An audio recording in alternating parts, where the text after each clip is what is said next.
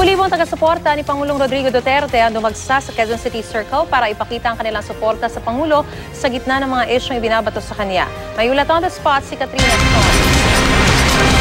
Katrina. Maris, nagtipon-tipon nga dito sa Quezon City Memorial Circle ang mga supporters ni Pangulong Duterte. Ito ay para ipakita ang kanilang pagkakaisa, ang suporta nga nila sa laban ng Pangulo para sa mas magandang Pilipinas.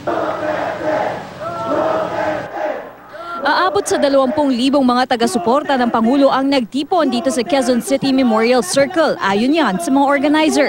Pinaunahan ito ng Mayor Rodrigo Roa Duterte National Executive Coordinating Committee o MRRD and ECC. Napapanahon daw ang kanilang pagtitipon lalo na't marami raw ang ibinabatong isyu ngayon sa Pangulo tulad ng umano'y extrajudicial killings. Lahat ng nandito ngayon ay sumusuporta, no, sa lahat ng programa ng gobyerno sa kasalukuyan. No.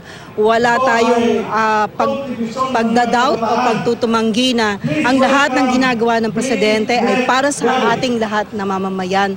Pagpapakita rin daw ito ng kanilang pasasalamat sa mga nagawa ng Pangulo. Malaki na raw kasi ang pagbabago sa kanilang mga lugar mula nang maupo sa pwesto si Pangulong Duterte. Sa lugar po namin dati magulo.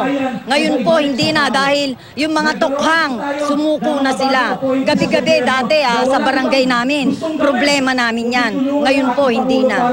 Naagawan ako ng hikaw sa palengke ng Blooming Treat. Yung umagaw ng hikaw ko, adik. Pero ngayon kahit hating gabi na, lumalakad ako na wala yung agam-agam ko. Isang programa rin na ginanap rito kung saan nagsalita ang ilan sa mga naniniwala sa mga ipinaglalaban ng Pangulo. Maris, alas 12 naman nga ng tanghali nang matapos ang naturang aktibidad. At yan na muna ang latest mula dito sa Quezon City. Maris. Maraming salamat, Katrina Son.